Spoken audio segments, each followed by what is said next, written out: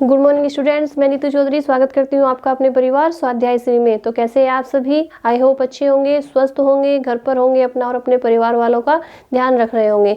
तो जैसे कि आप सभी को पता है, ये हमारी बायोलॉजी की क्लास है। तो इसमें हमने कल एक चैप्टर शुरू किया था। चैप्टर का नाम क्या था?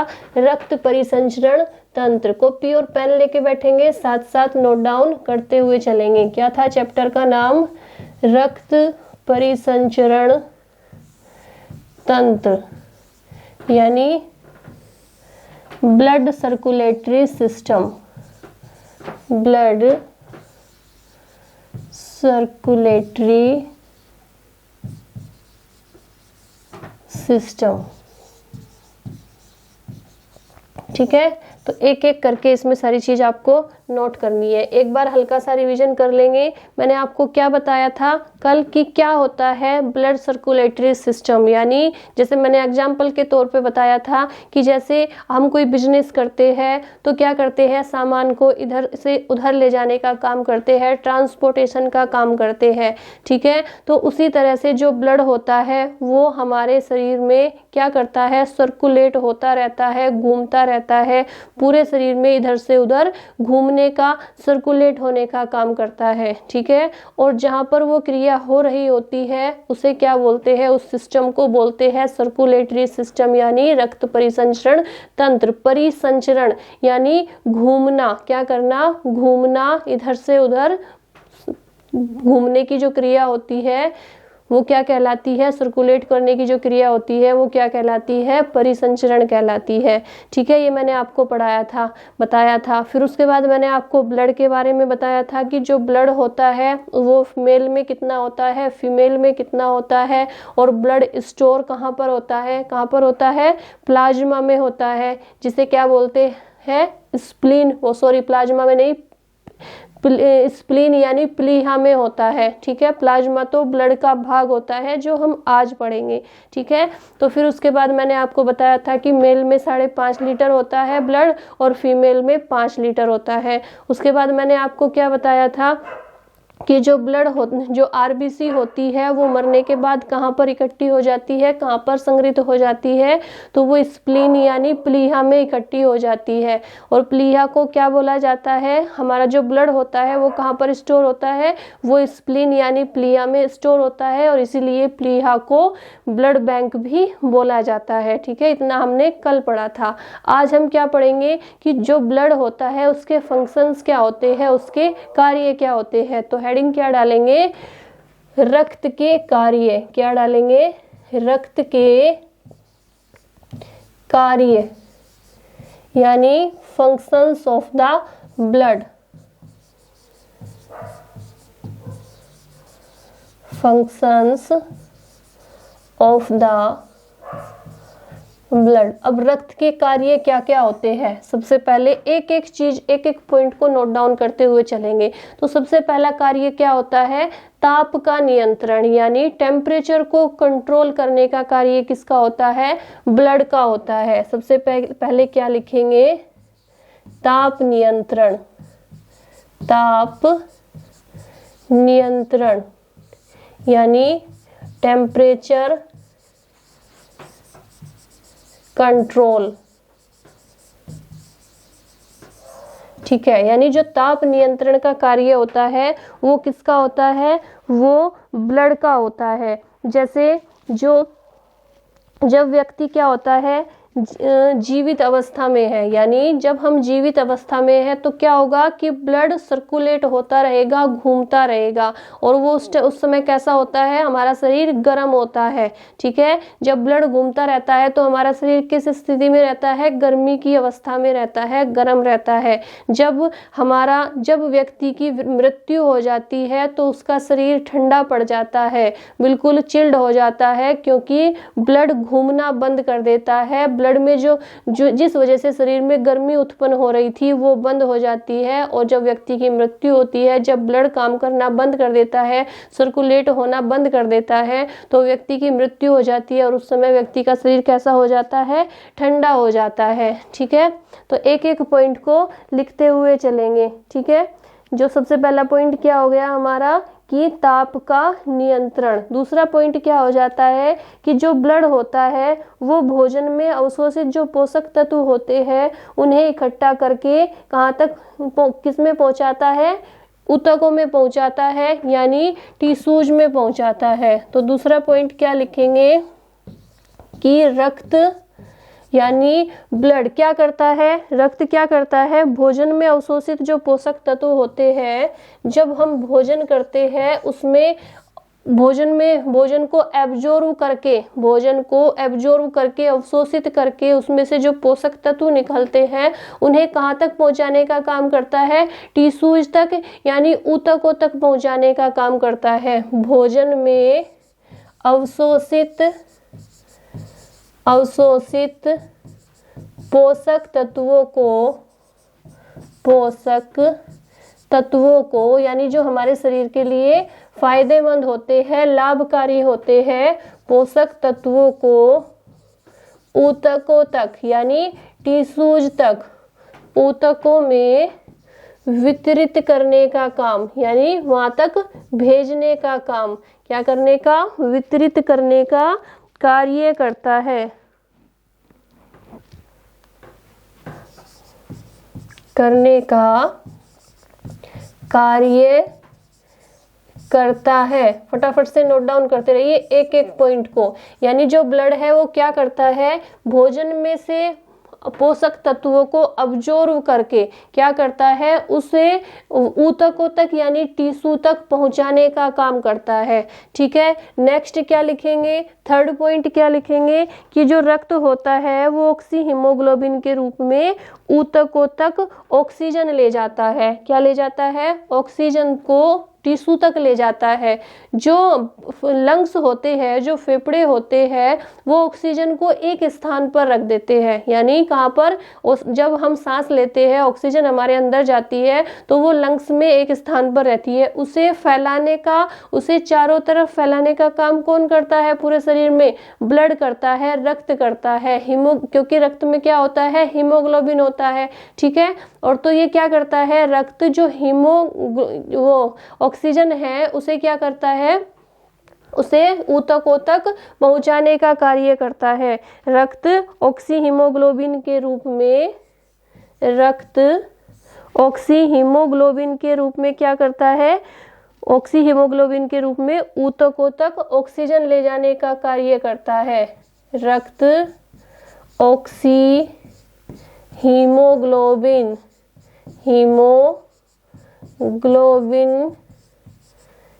के रूप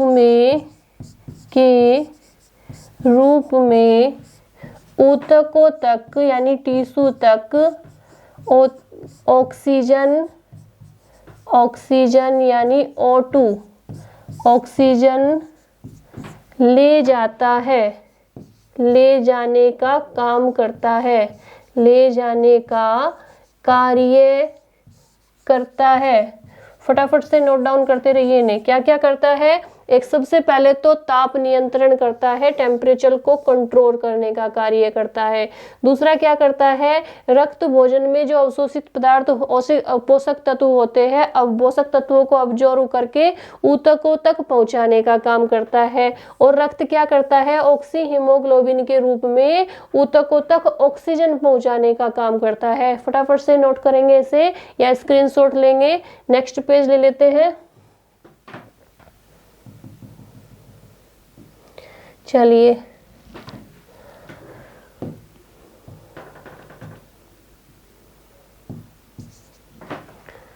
दिखाई दे रहा है ना,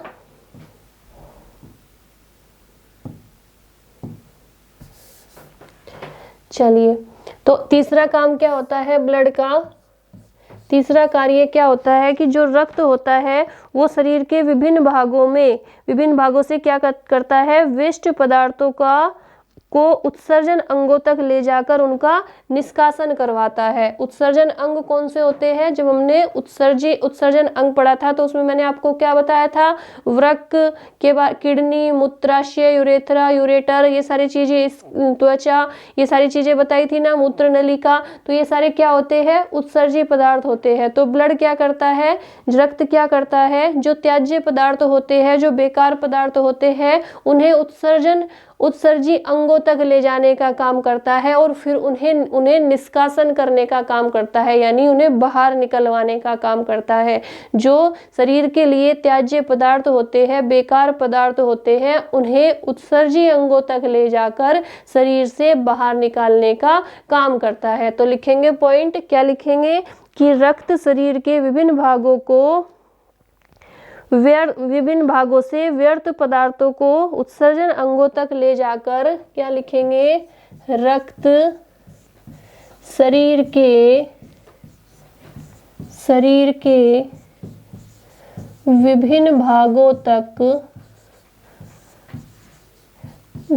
भागों से त्याज्य पदार्थों को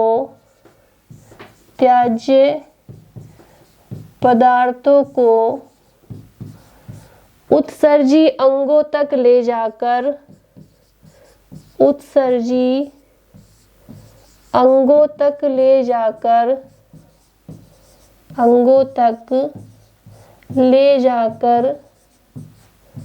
निष्कासन यानी बाहर निकालना, निष्कासन यानी निकालना, निष्कासन का कार्य करता है। यानी जो ब्लड है वो क्या करता है? जो शरीर में हमारे बेकार पदार्थ होते हैं, त्याज्य पदार्थ होते हैं, वेस्ट पदार्थ होते हैं, उन्हें कहाँ तक ले जाने का काम करता है? उत्सर्जी अंगों तक ले जाने का काम करता है और फिर उन उत्सर्जी अंगों के द्वारा शरीर से बाहर निकालने का काम करता है। ठीक है, क्या करता है? शरीर से बाहर निकालने का काम करता है। इसके बाद नेक्स्ट पॉइंट लिखेंगे। नेक्स्ट पॉइंट क्या लिखेंगे? कि जो रक्त है वो शरीर के द्रवों को तथा जो ऊतक होते हैं उनके परासरणीय दाब को सामान्य बनाए रखता है। क्या करता है? रक्त शरीर के द्रव यानी फ्लूइड्स जो होते हैं उनको और ऊतकों में परासरणीय दाब को सामान्य बनाए रखता है। लिखेंगे रक्त क्या करता है? रक्त जो है, जो ब्लड है, वो क्या करेगा? शरीर के जो फ्लूइड्स होते हैं, जो द्रव होते हैं, शरीर के द्रव और क्या, और जो ऊतकों के परासरणीय दाब को क्या बोलते हैं? ऑस्मोटिक प्रेशर बोलते हैं। ऊतकों के परासरणीय दाब को सामान्य बनाए रखता है तथा ऊतकों के यानी टिश्यू के परासरणीय दाब को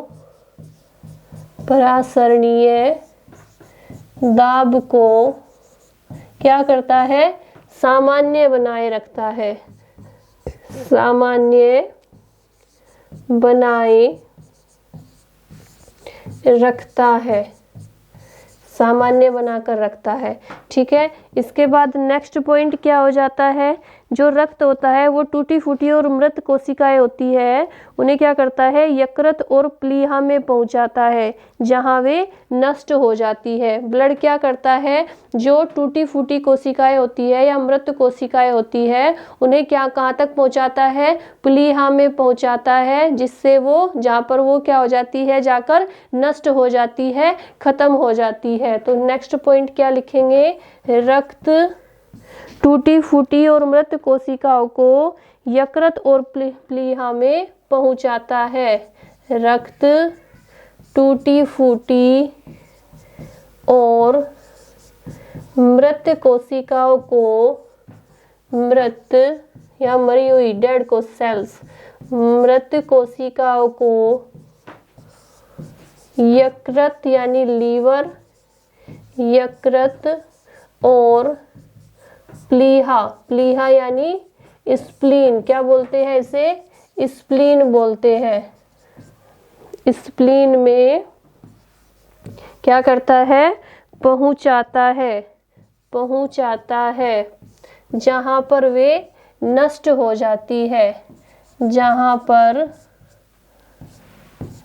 वे नष्ट हो जाती है, नष्ट हो जाती है। फटाफट से नोट डाउन कीजिए, इसे फटाफट से नोट करेंगे या स्क्रीनशॉट लेंगे इनका। चलिए नेक्स्ट पेज ले लेते हैं।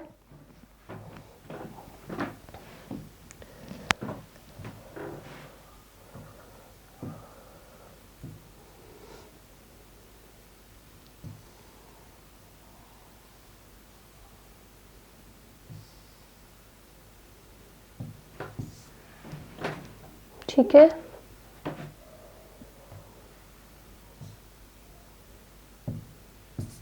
दिखाई दे रहा है ना? चलिए इसके बाद नेक्स्ट लिखेंगे। नेक्स्ट पॉइंट क्या लिखेंगे रक्त के कार्यों में, कि जो रक्त होता है वो क्या करता है, जो रोगजनक जीवाणु होते हैं और हानिकारक विष होते हैं उन्हें जीवाणु भक्षण क्रिया द्वारा क्या करता है, जीवाणु भक्षण क्रिया द्वारा तथा एंटीबॉडी और एंटीटॉक्सिन उत्पन्न करके रक्षा करता है। क्या लिखेंगे, रक्त शरीर को रोगजनक जीवाणु तथा रक्त शरीर को रोगजनक जीवाणु यानी जो रोग उत्पन्न करते हैं ऐसे जीवाणु, रोगजनक जीवाणु तथा हानिकारक विष यानी ऐसे पदार्थ जो हमारे शरीर के लिए जहर का काम करते हैं, हानिकारक विष या जहर, उन्हें क्या करता है, उन्हें जो जहर हानिकारक विष होते हैं उन्हें विषों से जीवाणु भक्षण क्रिया द्वारा, विष से जीवाणु भक्षण क्रिया द्वारा यानी जीवाणु क्या करते हैं, उनका भक्षण कर लेते हैं, उन्हें खा जाते हैं। जीवाणु भक्षण क्रिया द्वारा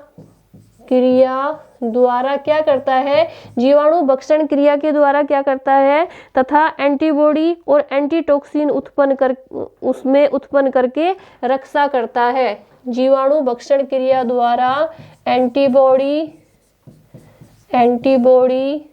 और एंटीटॉक्सिन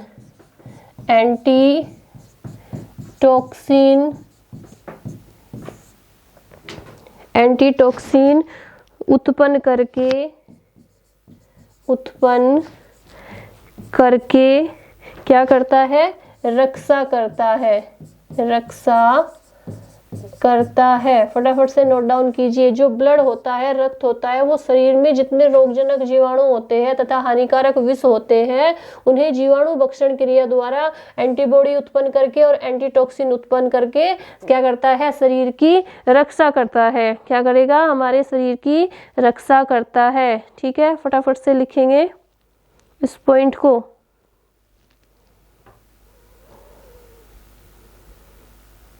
चलिए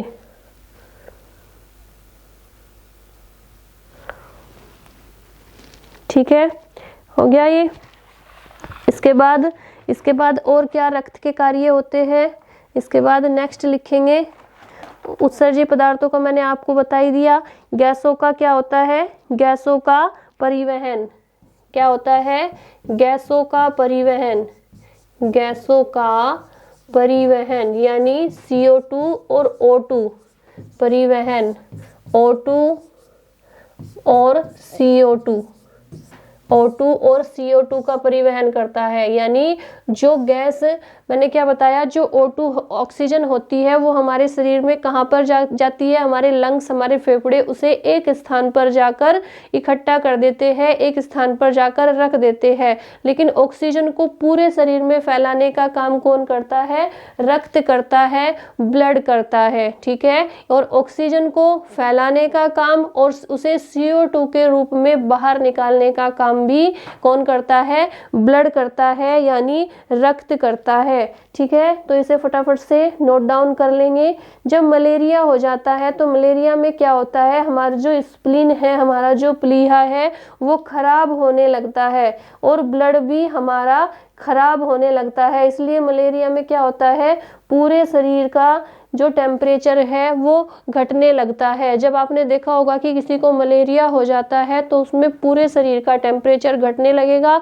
क्योंकि उसमें क्या होगा? जहाँ पर हमारा जो ब्लड है वो प्लीहा में, स्प्लीन में इकट्ठा होता है। मैंने बताया ना कि स्प्लीन को क्या बोलते हैं? ब्लड बैंक बोलते हैं। तो मलेरिया की वजह से जब वो मलेरिया की बीमारी बढ़नी शुरू हो जाती है तो जो हमारा स्प्लीन है वो खराब होना शुरू हो जाता है। और जब स्प्लीन ही खराब हो जाएगा, प्लीहा ही खराब हो जाएगा, तो क्या होगा? फिर जो वो होगा, हमारा ब्लड होगा, वो भी खराब होना शुरू हो जाएगा। तो उस स्थिति में क्या होता है? व्यक्ति का टेम्परेचर घटता जाता है। तो ये हमारे क्या हो जाते हैं? ब्लड के कार्य हो जाते हैं, रक्त के कार्य हो जाते हैं। चलिए नेक्स्ट पेज ले लेते हैं। इसके बाद हम क्या पढ़ेंगे कि जो ब्लड होता है वो उसमें जो 100% भाग होता है उसमें से 60% भाग क्या होता है और 40% भाग क्या होता है? फटाफट से नोट डाउन करेंगे। ठीक है,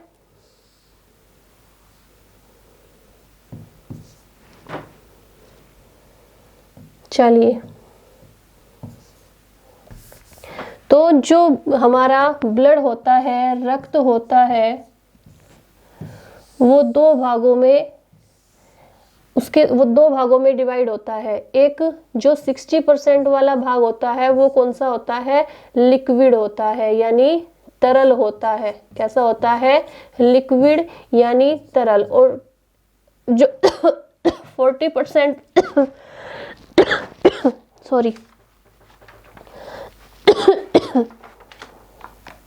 और जो 40% वाला भाग होता है वो कैसा होता है? ठोस होता है। ये कैसा होता है? ठोस। तो इस जो 60% वाला भाग होता है इसे क्या बोलते हैं? इसे बोलते हैं प्लाज्मा। कोरोना में आपने सुना होगा प्लाज्मा डोनेट करो, यानी जिसे कोरोना हो जाता था और वो कोरोना होने के बाद ठीक हो जाता था तो उसका प्लाज्मा दूसरे पेशेंट को चढ़ाया जाता था। ठीक है, आपने सुना होगा ना। तो ये प्लाज्मा इसमें हमारे ब्लड में कितना होता है? 60% होता है। और 40% जो भाग होता है वो ठोस होता है। उसे क्या बोलते हैं?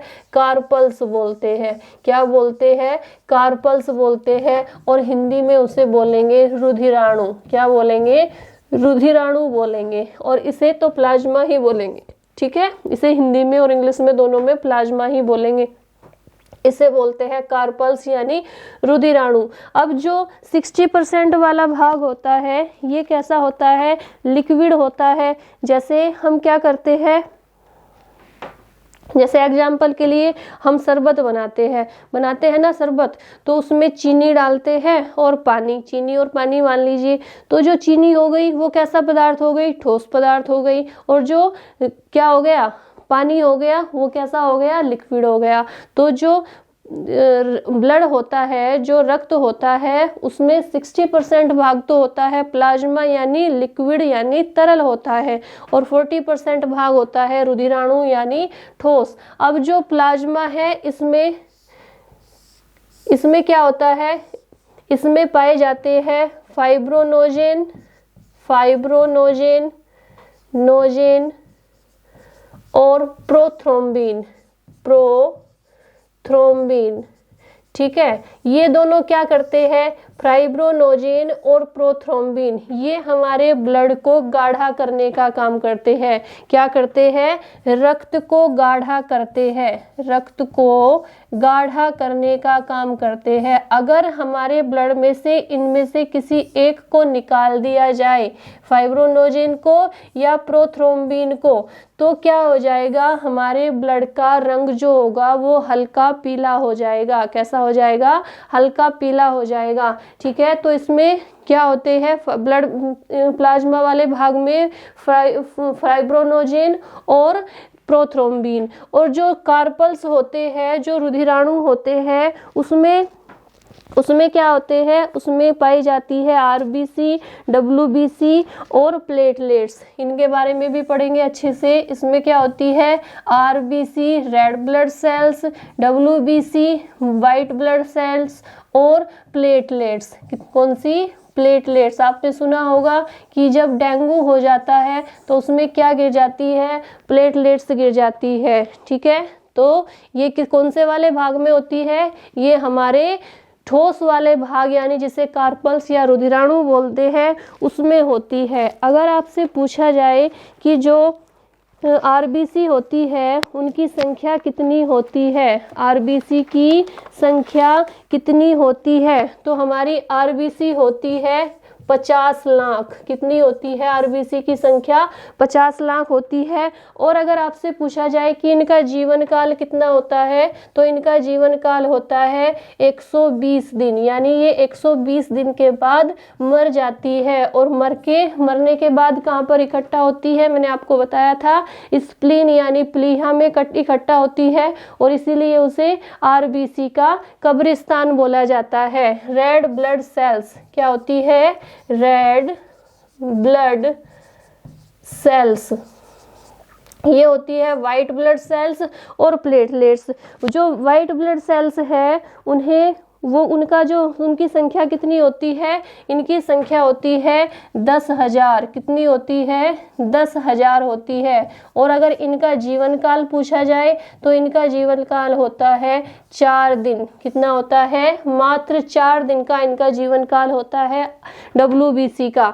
और अगर आपसे पूछा जाए कि जो प्लेटलेट्स है उनकी संख्या कितनी होती है, तो वो 2 लाख होती है। कितनी, 2 लाख। और ये इनका जो जीवन काल है वो कितना होता है, वो होता है 7 दिन। कितना होता है, 7 दिन, यानी ये 7 दिन के बाद मर जाती है। इनका जीवन काल कितना होता है, 7 दिन। 7 दिन के बाद ये मर जाती है। ठीक है, तो मैंने आपको क्या बताया कि जो ब्लड है वो 2 भागों, उसके 2 भाग होते हैं, एक ठोस वाला भाग, एक लिक्विड वाला भाग। लिक्विड वाले भाग में क्या होता है, उसे क्या बोलते हैं, प्लाज्मा। 60% वाला भाग, इसमें फाइब्रोनोजेन और प्रोथ्रोम्बिन 2 पदार्थ होते हैं। ये हमारे ब्लड को गाढ़ा करने का काम करते हैं। अगर हमारे ब्लड में से इन्हें निकाल दिया जाए तो ब्लड का कलर हल्का पीला हो जाएगा। इसमें जो 40% वाला ठोस भाग होता है उसमें तीनों चीज पाई जाती है, आरबीसी, डब्ल्यूबीसी और प्लेटलेट्स। ठीक है, तो इन्हें आप फटाफट से नोट कीजिए। आरबीसी, डब्ल्यूबीसी और प्लेटलेट्स को मैं आपको डिटेल में बताऊंगी कल। ठीक है, और रक्त का थक्का कैसे जमता है, ये भी आपने सुना होगा कि रक्त का थक्का कैसे बनता है, कैसे जमता है, वो भी हम पढ़ेंगे कल की क्लास में। तो आज इतना ही रखेंगे। कल के लिए जो इसी चैप्टर में और जो भी बचा हुआ है उसे कंप्लीट करने का प्रयास करेंगे। ठीक है, तो आज के लिए इतना ही रखेंगे। और जैसे मैं आपको बोलती हूँ कि वीडियो को शेयर कीजिए, अपने परिवार को बड़ा करने के लिए थोड़ा सा सपोर्ट कीजिए। 5 मिनट का समय निकालकर अपने फ्रेंड्स में, अपने सोशल मीडिया आप जो भी यूज करते हैं, टेलीग्राम, व्हाट्सअप, इंस्टाग्राम, फेसबुक जो भी यूज करते हैं, 5 मिनट का समय निकालकर वीडियो को शेयर कीजिए। ठीक है, तो आज के लिए इतना ही रखेंगे। धन्यवाद। जय हिंद, जय भारत।